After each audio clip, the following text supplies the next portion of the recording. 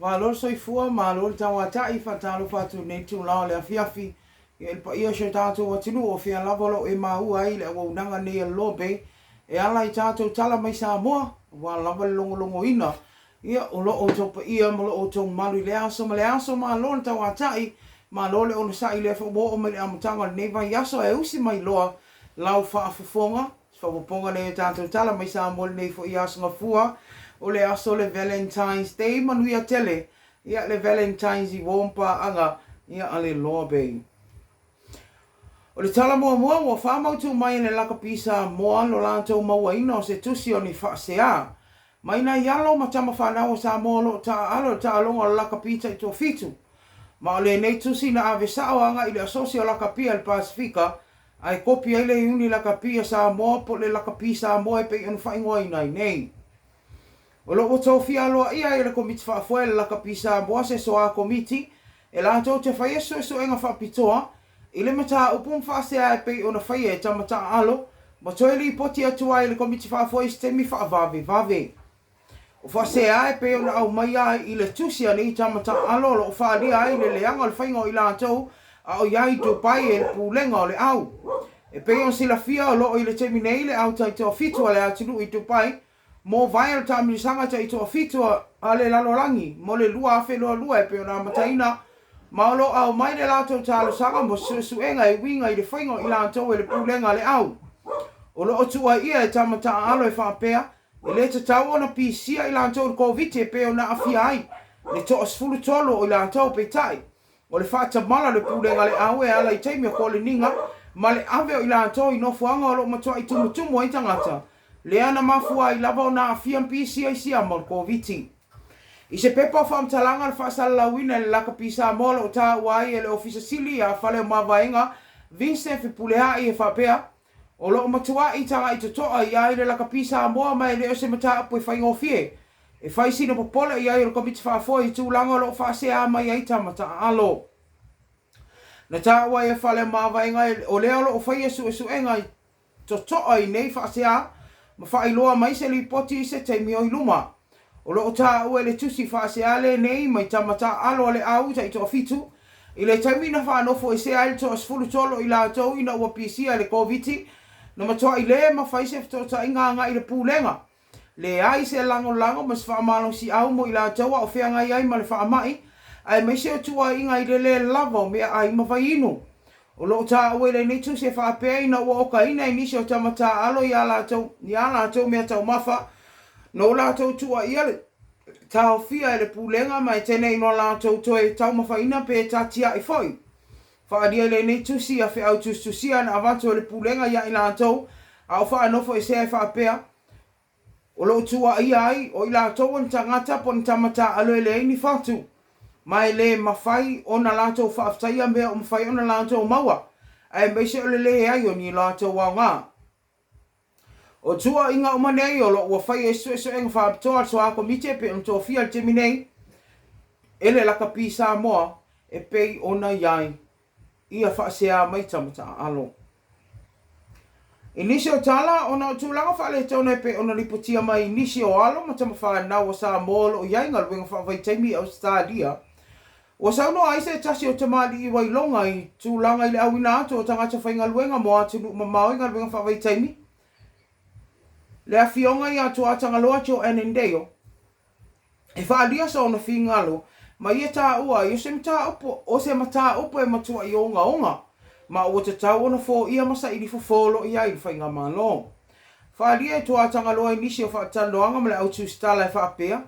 E siri la i titi atu lava malua se lautanga tala i tu malo whale a liri po olona i tu malo. O lo i ainga luenga whaavai teimi o salia mli usila. Ma e le tai ona i aini whaafita au li whaapene. Ona e matua i lava le teimi e whaatala noa ai ma kampani le o lo o lato whaafainga luenga ina o matangata saa moa nei. Ma ia lava le teimi e malama i tangata whainga luenga whaavai teimi. I vaenga uma mai a inga o konkarate o lo o lato usainia. O le vai asa o mawaele pe on lipoti atu ai e tātou tala mai Samoa na talo sanga ina i el Minista o Pisilisi ala monu ma leiba. Le awhionga ia le atinu u wenso o ialo le kabineta ina ia tāwhia le tu mau. Mo le taimi nei le toe au ina atu on tangata whainga luenga Samoa mo ngalwenga whawai teimi Australia Se ia fo ia mo mo le whaafita au le pe ang lipti a mai nisi o tātou tangata sa mo lo ngā lulu e whaavai teimi Australia. Na whaalia le awhio ngā le mista e wha ia malanga sa fuafua mo le masina nei, ma le masina fo e awina to e tangata sa mo ngā lulu e whaavai teimi Australia. Pei tai o te tau ona tau fia e sa isu e sue mo mo whaiti onga. Ai mai se whaafita au li lea watua ia ile whaapolonga ma le leanga o te tongi o nisi o tangata ngā lulu e whaavai teimi o Samoa o loo i Australia.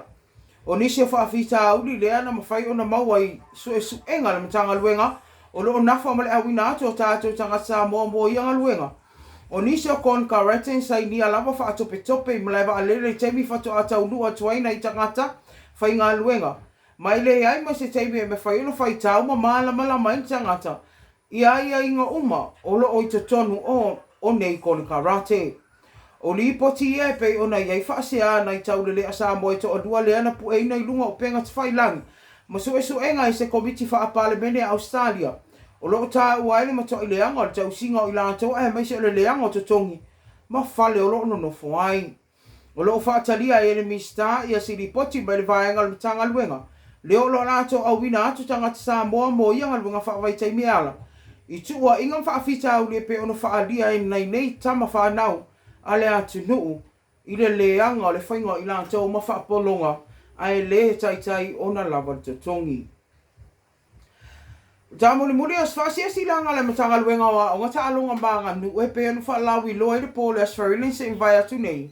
Ina ua whato a mai ona whaasida sila aloa ia le a whionga le tamaita i pā le mia, fia mena o mimta awha ia suinga o wawa mo tapo polo inga whalavila whaafosei. Lea ua suia mai le laasanga lua i le laasanga tasi. La mawhai ona whaalia i le whinangalo le minista o whaatoanga, ia la audi ale maari e toa le o te Schmidt e whaapea. I te tau loa ona whaamawai mai le whaatung silo a o ngai a afmasanga Caroline Fuatai, pe a whai e le fia usta ia i unga umai ona pasi al kapene tamale maa lo. O le whaasisilanga lea le nei mo le whaafunga anga le atinu, mai le matanga luenga wa o ngai pei ona sa ili sai ai le tamaita i ofisa sili, le a fia ngai a afmasanga. O loo whaalia ai e whaawau pia le tapuni o a unga mo le luawai aso lumana i sa ia whatoa e le aso sfutolo o mati. Pei tai o suinga o tampo le vavao polo ingo whaalavulai whaafuasei. Na pāsia le kāpeneta. Lea na saunoa i eile awhionga le tamaita i pālemia i le awhi lava lea. E toe ai umaa unga i le aso sfulu February o le aso lea. O le mafua anga lea na vawe ai ona toe suia mo whaasa o le whaasisilanga le mtanga luenga wa onga i le awhi. O le asfaraide, ma toe tuu i lunga o penga te whailangi, ma whailoa ai e toe a matalia o maonga i le asola aso fulwha Februari, ai le o le aso fultolo ma te pe ona i ai whaasisilanga mua. O le mafua angali ana saunoa i laudu i lunga o se pokalam whapitoa i le whakasa TV ma i whailoa ai le awhionga i apamasanga. E te tauno whaamawai mai pe a le fia whaalongo i unga umai ona pasia le malo ma ka peneta. Ma ia tā uai e le onge tangata le matanga luenga wa onga.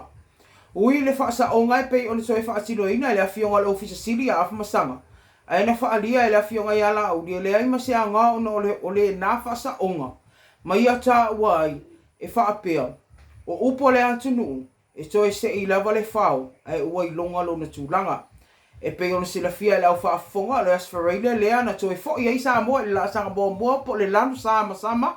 Lea ua tatala o mai le tele o po tuputonga ma le tele o vaenga sa whaapea on tāpunia mo pui ngā le whaamai to tonu o le atinu.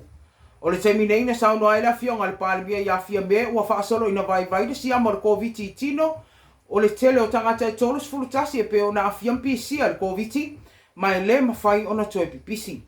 Pautu langa lo whaamalo si a pe on tāpunia le teminei o whemalanga inga whaavao malo e pe ona tapu pea. Whaafunga anga le atinu ai mese ona ia tātou pa anga masani. Se te pana e ale tātou talami sa moe le amatanga neva i aso tue mau whaisision whaapoponga le aso a tai au. Ai mo te minei whaamuni e tele le tua i la o tō whaasau saunga, lava singa o tō toi o nea fiafi. Ia tātou toi wheloa i le aso a tai au, tō whaasai fua.